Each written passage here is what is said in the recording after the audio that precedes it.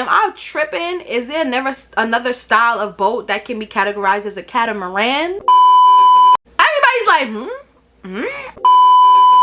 It's the official Robyn Makes, and welcome back to my channel. If you're new to this channel, hit that subscribe button because this channel is full of tea, drama, and story times. And I'm a chick from Brooklyn. Everybody loves a chick from Brooklyn, and that's on.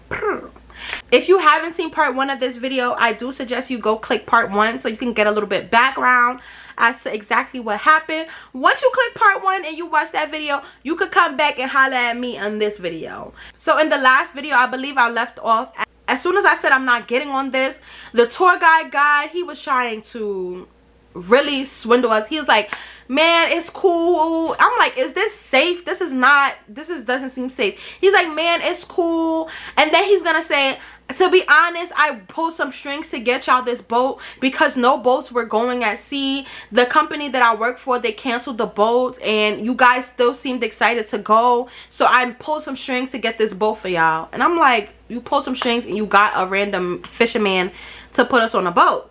Now I'm trying to ask him, like, you told us we gotta pay $100 per person. Are we getting a discount? Because this is not what we agreed to. So I feel like you should be knocking dollars off.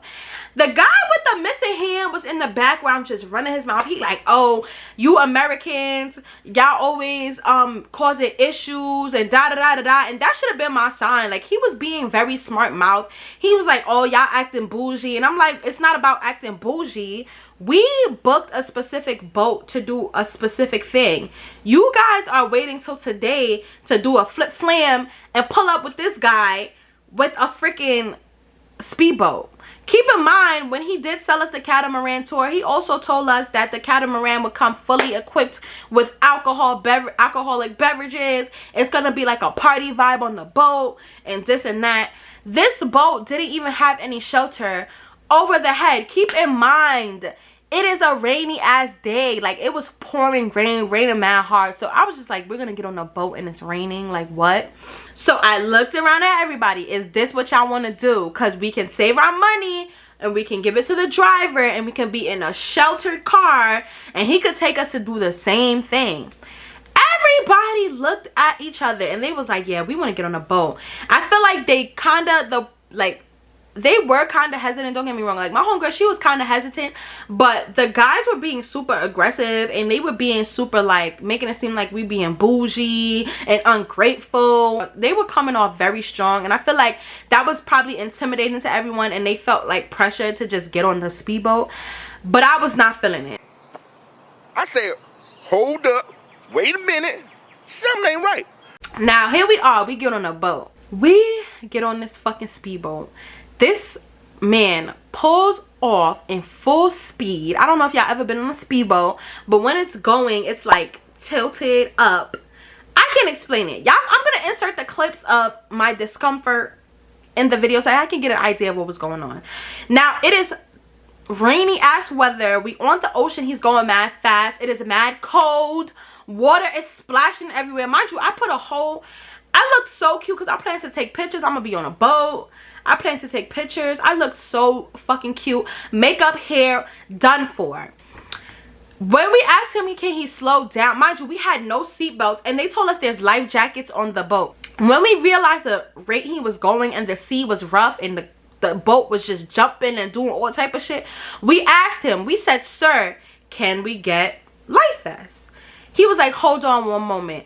I don't even think I mentioned the guy that sold us the tour. He was gone. He did not get on the speedboat with us.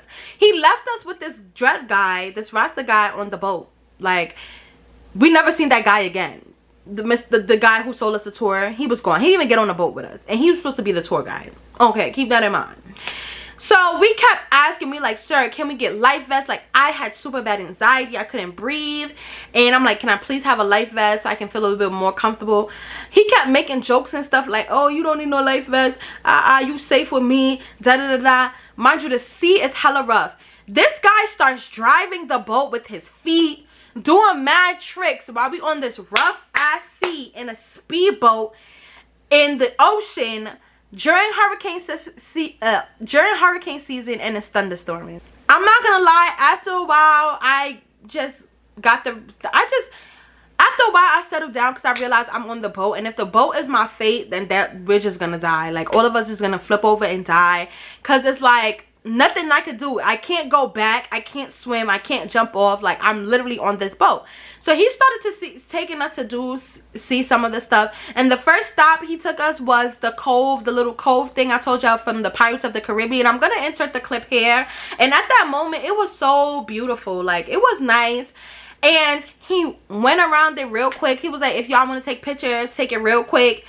And because the rain is about to start and I'm trying to beat the rain. So we're like, what the fuck? So this guy drives off after showing us the scene for like 5 minutes, which is not what the tour guide said. The tour guide said that we will be stopping at all these nice locations, and they stop and we take photos. They take photos of us at the locations and this and that. We breezed past that shit, and the guy was ready to go. He starts speeding because he wants to beat the rain, and guess what? Do y'all think he beat the rain? No, it started pouring.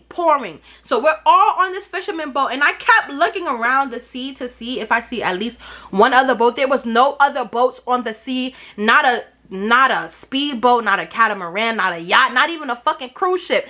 It was no boats, nothing on the water but us, like nothing. So I'm like, what the fuck? We start driving. He is speeding, he's going fast. We're back asking for the life vest. He's like, oh man, you don't need no life vest, you don't need no life vest.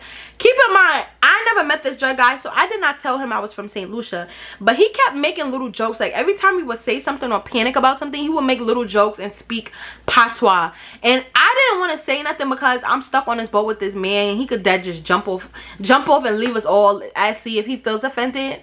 So I didn't say anything, but I felt very uncomfortable, and I'm like, nah, this guy is talking mad shit. And this is my second time that I come to St Lucia as a tourist, and the tourist people are talking shit. Like, what the fuck? We are paying y'all. Why y'all talking mad shit? I get everybody talk shit at their job, but he was just talking mad shit and just saying mad weird shit because we were paranoid. Nigga, we don't get on boats on a day-to-day basis, especially not in no bad weather. So why are you mad that we are frightened? I don't understand. So now he took us everywhere. Now the first stop after we seen the cove from Pirates of the Caribbean, he was just gonna take us to part of the sea where you could see the Piton Mountains, and then from there we was gonna dock at Soufrière, and then he was supposed to take us from the dock to the sulfur spring. Before we ended up, so we did see the pitons from the water. It was cute or whatever. It wasn't raining at that point. We took some pictures there. But once we got closer to the dock to Soufrière, I see him on the phone, and he's talking patois, and he's basically saying like, yeah, no, I just got to Soufrière and I'm about to collect the money from them right now. And he was asking, I guess he was on the phone with the tour guide, and he was like, do all of them have cash? He was speaking, he was saying this in patois. So I'm in my head, I already took out cash from the vacation. Like, I already got cash because I was only spending cash while I was in St Lucia. I wasn't really trying to use my cards. So he got off the phone. He's like, everybody has cash. And I was like, yeah, I have cash. We have cash. Speaking about me and Nisi. But I couldn't speak for the other people that was there because I did not know if they had cash. Keep in mind, when he sold the tour to us, he said, we put $20 deposit cash now, and when we come the next day, we can pay cash or card. So I believe not everybody thought too hard about getting cash because he said we could pay cash or card. The rest of the people that I was with, they was like, oh, we have card. And he was like, well, we're gonna have to go to the bank. And he said it mad aggressively. So I'm like, okay, yeah, I already see where this is going. Now, I have a crazy ass intuition. Like, anybody could tell you, I really be foreseeing shit. Like, I really see shit and feel a vibe before it happens. This shit was so crazy. Soon as he said that, oh, you gotta go to the bank, I'm like, nah, this shit is about to go get from bad to worse. I feel it. Now we get at the dock to Soufrière. When you get in the dock to Soufrière, you have to pay to enter Soufrière. So we looking around and they're like, oh, you have to pay, you have to pay, you have to pay. And I don't remember how much it was. I feel like it was a few dollars, but we paid it. But I kept thinking, like, I don't understand. They sold us an all-inclusive tour. Why are we still paying for stuff? First of all, we didn't even get no drinks on the boat. We couldn't even get a fucking life vest. Why, when we enter Soufrière, we have to pay. That's if we have to pay, it should be deducted from the amount that I'm giving you, because this is supposed to be an all-inclusive tour, including all entry fees. So like, what am I even paying you for? The ride on the speedboat? Like, I'm not understanding. Now, like I told you guys, the Eastern Caribbean dollar is like 2.75. I'm gonna verify. I'm gonna put it on the screen, to the US dollar. So initially this tour was supposed to be $100 per person, I believe, or $120 per person, something like that. Now, $120 per person, it was me, Nisi, my friend, and her sister and her cousin. That's 5 of us. So that's damn near 500, probably almost $600 for all of us, right? That's a good chunk of money to be making in one day. I don't even make that. I don't even make that in a day working in America. So I feel like that is a hell of a lot of money to be making for one person in one day. Like, that's a good amount of money. All right. And that's US. All right. I did not feel like that speedboat ride was worth the $100 US from each person. And I did not get the chance to discuss this with the tour guide because he was so busy pressuring all of us to get on the boat and basically being like, hurry up and get on the boat so that it can distract me from that cost. Because I did feel like the amount that we agreed on should have been deducted significantly, because we were not promised everything that we were supposed to get. Like, that's, I don't know if that's just American culture, but if somebody is telling you one thing and you getting another, they supposed to give you some money back because you're disappointed, like because you're unhappy, you're not satisfied, and you were sold something opposite from what you get. It's only right you knock some money off. I understand that you need to make money. I'm not asking for a free tour, but it's no way in hell that you should be expecting the same amount of money when we not getting the same thing that was promised. Especially not no $500 US in St Lucia. We don't even, you don't, please, you know you don't. And I feel like the guy that was driving the boat, I feel like he does not make that much money a day. I believe that the tour guide told him that we got money and he gonna make up some change off of us so he could get rid of us and get us on the boat, and that's why he took us.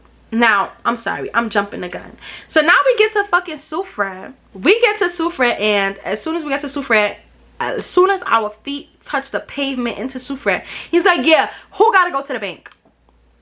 So he keep looking around. He's like, who gotta go to the bank? So he kept looking at me, and I'm like, I don't have to go to the bank. I kept saying, I don't have to go to the bank. I don't have to go to the bank, because I don't. I had cash. So my other friends, he was like, if you have to go to the bank, y'all have to go to the bank. The bank is right here. And he pointed to the bank. So I guess they was trying to situate themselves and stuff, find their cards out their pocketbook so they can go to the bank. So they start looking through their bags and stuff, and this guy literally looks in my face and he says, why do y'all want to play with my money? Do I look like I come here to work for free, or I don't work for money? Who the fuck you think you talking to? So I'm like, first thing I said to him is, who are you talking to? He was like, because I feel like y'all fucking playing me. So I'm like, who are you talking to? Literally, we didn't even get nowhere yet. We literally just got off the boat, y'all. Like, it hadn't even been 5 minutes. We just got off the boat. It was only like 5 minutes.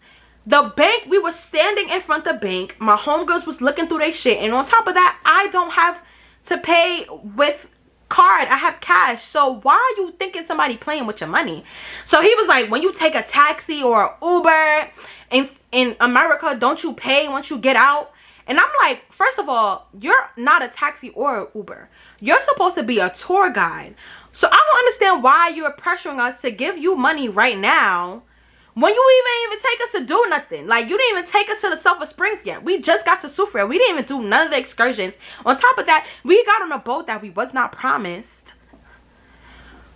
It didn't have no drinks, no life vests. We just had to we just had to play to get into Soufrière. So why are you bullying us for money? So then he like, if y'all don't want to pay me my money, I'm going to just leave y'all right here in Soufrière. Mind you, Soufrière area, we were all staying in Gros-Islet. Gros-Islet is on the other side of the island. Gros-Islet is on the north of the island. Soufrière is on the south. By boat, it took us like 30 to 40 minutes to get there. By car, it takes about 2 hours. And I'm the only one that's from St Lucia. My other friends, they're not St. Lucian. Niecy is not St. Lucian. So they, of course, they're going to get paranoid. Like, oh my God, he's going to leave us here. So I'm over here like, can I talk to you? I have your money. I can give you your money. But he kept saying, I'm not taking y'all nowhere. I'm out. Y'all playing with my money. If y'all don't give me my money, I'm going to leave y'all here. So I'm like, with that being said, you're not getting nothing. You can't threaten me with that, because that just gives me the idea that I'm going to give you, we're all going to pay you up to $500 US and you're going to be out. This whole thing is already sketchy and janky. How the fuck can I trust you to give you money and you promise that you're going to bring us to everything we're supposed to do and back, when you already threatened us to leave us on the other side of the island? So this guy starts arguing with me. He's like, oh, you trying to take advantage of me, which was so fucking crazy, because we all, you know what's so crazy? It didn't even cross our minds to not pay them. Like, we all had intentions to pay. I feel like that was guilty. I feel like he knew he did not deserve the amount of money that they were asking for. That is why he panicked so much, and he wanted the money beforehand. Now, after all of that yelling and Ray and Taytay, I was like, to be honest, to be fair, we shouldn't even give you $100 each person. That is $500 in total, which was probably like $1,100 Eastern Caribbean. You know, I'm looking at him like, you dead wrong. You know you don't make that in a day. You know you don't make that in a day. I don't even make that in a day. You literally did nothing. All you did was drive your same boat. Your boat that you own, you drove it from one part of the island to another part of the island. How was that $500? He was like, oh, I use petrol. You using gas for your boat is not even equivalent. It's not even close to gas in the car. And gas in the car is nowhere near $500. So what exactly are we paying for? We damn sure ain't paying for the experience, because the boat ride was hell. It was raining. You was talking shit about us. It was no music. It was no drinks. We didn't have no life vests. Like, if he had a good attitude, a positive attitude, that would make you want to pay, even if we in a suckish situation. But you demanded money. The vibes is off. Like, what? So I'm like, I'm not paying you $100 each person. I was ready to negotiate. I was like, I will give you $50 for me and her. And he was like, are you fucking kidding me? I'm not taking that. You better find a way to get my money. Talking to me mad crazy. And I'm like, you know what? I'm gonna call my auntie, because I was sitting on the street and I was fucking arguing with this guy. Mind you, we're on the streets of Soufriere. There's people that are passing on the road. There's schools and houses and businesses nearby. St. Lucians are nosy. The whole neighborhood was outside watching me argue with this man. Now, my friends and Niecy, they was like, please don't argue, please don't argue. And I feel like they got that from they had that attitude strictly off of, we're on this foreign island and he's gonna leave us stranded. But I did not give a fuck, because I'm from St. Lucia. I have family all over St. Lucia, and I feel like if I was in a situation where I was stranded, I know I can call my family to come get me. My aunt was sent for somebody to come get me. And I was telling them, like, all we have to do, if we have to, worst case scenario, we already on Soufriere. We could take a cab or bus everywhere to do everything on Soufriere, and we could take a bus to go back to Grosy Lane. Don't let this guy threaten y'all and make y'all feel like if he leave us stranded, it's the end all be all. There are options. So as soon as he did all that arguing and carrying on, I start calling my auntie, and my auntie was like, why don't you call the taxi driver? Because I told her about the taxi driver saying, like, he gonna hook us up, take us on around the island. My aunt was like, call the taxi driver, maybe he will help you. So as soon as I texted this guy, I'm like, listen, can you please come get us? This guy left us in Soufriere. He's yelling at us, he's demanding money. The taxi driver was like, I got y'all, I'ma come. He was like, matter of fact, I have a homeboy that work in Soufriere. I'm gonna call him right now, tell me where you at, I'ma send him to come get you, and he's gonna take you to do everything you need to do, and then I'll come get y'all to bring y'all back to Grosy Lane. He came to the rescue. I knew it was a reason I wanted to go with him. Like I told y'all, my intuition is crazy. Everybody else wanted to get on the boat. I'm like, bro, let's just stick to the driver. On top of that, I already had created a trust and bond with the driver, being that we was with him for like 5 days, and he never did no slick shit, not even be crazy over money. He made sure we got everywhere safe. I was already comfortable with riding with him, so I don't know why we just did this extreme shit and got on this boat. I knew it was a bad idea from the jump. So while I'm on the phone with this guy, the boat driver is still arguing. He's cursing us out. He's walking around, because I'm like, let's walk away from him. I'm walking away from him. Mind you, don't listen. mind you, y'all, I still gave him $100. I gave him $100 for me and Niecy, and I said, this is all I have for you. This guy literally cursed us out, followed us around, threatened to leave us stranded, like. And when I was arguing with him, I kept saying, like, customer service goes a long way. But I don't understand. I feel like since I've been in St. Lucia, I don't know what is going on. I don't know if it's because I'm a tourist. The customer service was just, it just sucked. Like, only a certain amount of places that I went, we didn't have rude experiences. Even when I went to KFC, the women were just super rude. But I kept explaining to the guy, like, you're super disrespectful, you're rude. Why would you even assume we weren't going to pay you? We didn't even get anywhere yet. I have no issues paying you. I kept showing him the cash. I'm like, I have your money right now. I show him the 100 bill. I have your money right now. Like, the money isn't the issue. And I kept saying, like, you think I would have come on and got on a boat in this situation to scam you or to run off with your money? I don't know if that happened to him prior, but he was taking out his anger on us, and he was doing a lot of yelling and screaming and not enough of listening. It got so bad that he was screaming while I was trying to explain something to him, that Niecy tried to interject and let him, like, she basically went to him like, listen, 1 second, she's trying to explain something to you, or she's trying to tell you something. And he was like, don't tell me nothing, and said a homophobic slur to Niecy. And I was like, why? Like, I don't understand. Like, that was so uncalled for. And every time I kept trying to explain to him, like, the reason why I feel like I shouldn't pay this much is because the guy told us we're gonna do this and that, and this was gonna be happening, and I don't feel like we got that. And he was like, you're not dealing with that guy now, you're dealing with me. He passed you off to me, and this is my company, and this is my rules, and this is how I make my money. Mind you, what company, sir? You just a man with a speedboat. It was nothing to it. You didn't have no professionalism about you. Mind you, he was driving the boat with his feet, and he was not wearing shoes, which is normal for the island. But I'm saying, like, for you to be coming off strong, and for the amount of money that you want, like, what? Like, are you crazy? Like, why do you think that you deserve that much money? I was able to shake him off. I was kind of paranoid, and the driver came to get us and took us to the Sulphur Springs. While we was at the Sulphur Springs, we had a good ass time. I'm gonna include the pictures here. We had so much fun. And when we got there, being that we don't have a tourist anymore, a tour guide anymore, we had to pay. So we were worried about what the cost would be. We like, damn, it's gonna be a crazy price for Americans, because this is a tourist guide. It's a tourist area. It's probably gonna be like $40 for us to get the Sulphur Springs. The Sulphur Springs was $10 US. $10 US. Like, that was so fucking cheap. And I'm like, yo, why do people book these tour excursions? Or if you find a transportation or way to get around, you can do all this shit by your own for the low. I mean, they weren't expensive, because for $100, I feel like to do multiple activities, that's really not that bad. But at the same time, to enter the Sulphur Springs and it's only $10, that's a good deal. So we enjoyed our time there. And then while we were there, our driver Steve met us inside and came to meet us and get us and rescue us. And at this point, I believe everybody was just over it. We just wanted to eat. He took us to a restaurant, one of his friends' restaurants in Soufrière. We ate some local food there. After that, we went to go see the Grand Pitot. Beautiful view. It was rainy that day, but it still was a very, very, very beautiful view. I believe I recorded a video of it. It was so beautiful. But at this point, I was very exhausted as well. Like, I wanted to just sleep, because all that energy that we drained from figuring out if we're getting on the boat, getting on the boat, being yelled at, being threatened, all of that drained my energy, and I feel like it drained everybody's energy. We tried to make the most of it, but we weren't excited, on top of the weather being super shitty. So after we see the Piton, we took the long drive with our driver. He drove us and did like around the island. He showed us different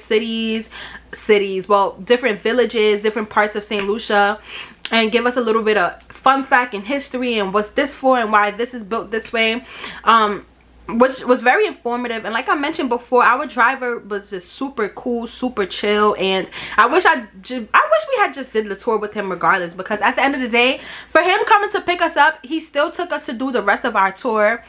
And at the end, he took us to this beautiful private beach. It's like connected to the Sandals Resort. It was so beautiful, and by that time the day had cleared up. The sky was clear, the water was beautiful, and we just spent the rest of the day chilling there.